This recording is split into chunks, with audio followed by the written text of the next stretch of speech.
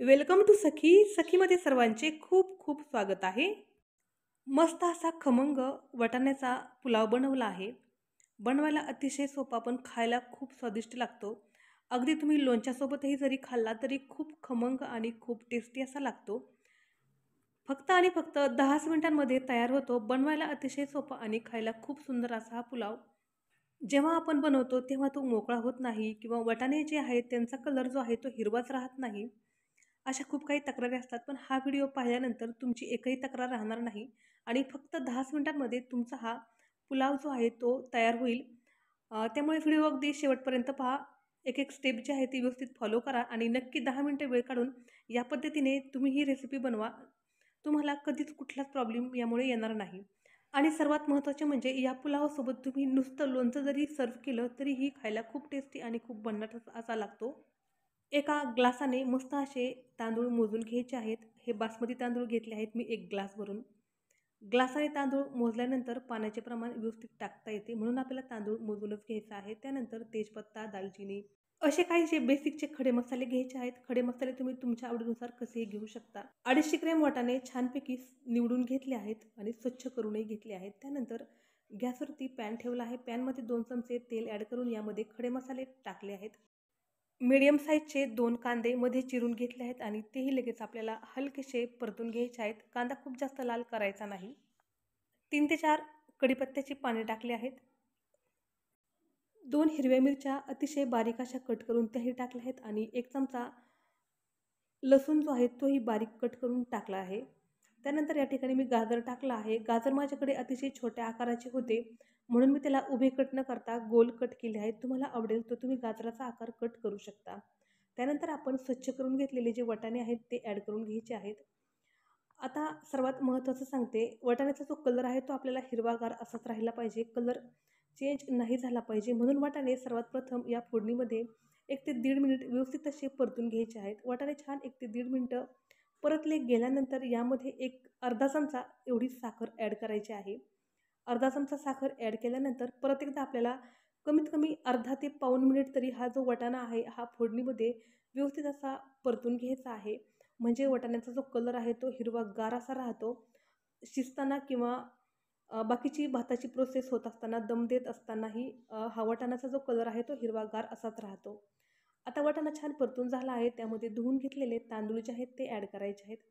हे तांदूळही आपल्याला छानपैकी 1 ते 1.5 मिनिट व्यवस्थित परतून घ्यायचे आहेत.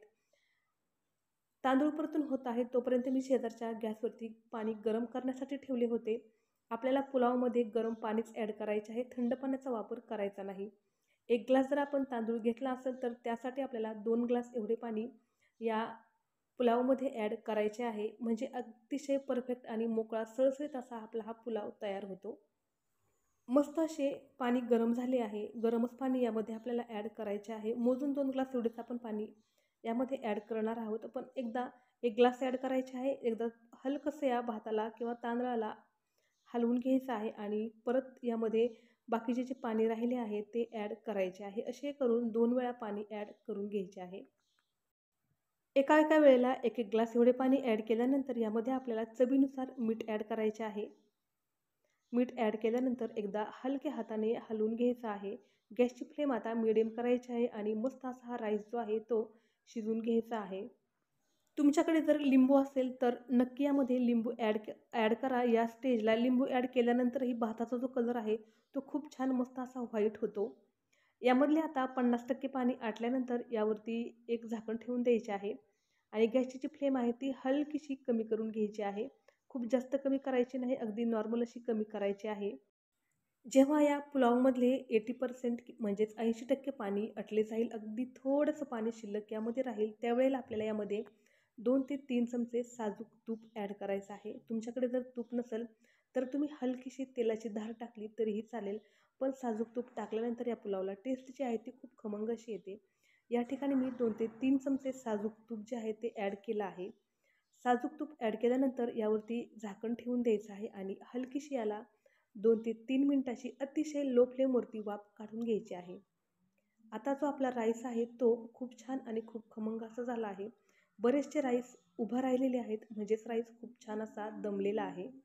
त्या स्टेजला जेव्हा आपण झाकण खोलतो तेव्हा खूप मस्त असा सुगंध पूर्ण रूममध्ये दरवळतो आणि खूप छान आणि खूप मोकळा मोकळा असा हा राईस बनला जातो, सॉरी हा पुलाव बनला जातो.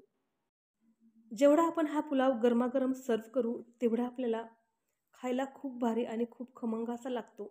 म्हणून नेहमी पुलाव बनवत असताना तो स्वयंपाकाच्या सर्वात शेवटी बनवायचा. जेवण वाढून घेण्याची पूर्वतयारी करून घेईपर्यंत आपला हा पुलाव मस्त असा दमलेला असतो आणि सर्व्ह करण्यासाठीही तयार असतो. खूपच जर कंटाळा आला तर नुसतं लोणच्यासोबतही आपण हा पुलाव अगदी मस्त असा एन्जॉय करू शकतो. मीही आज तेच केले होते.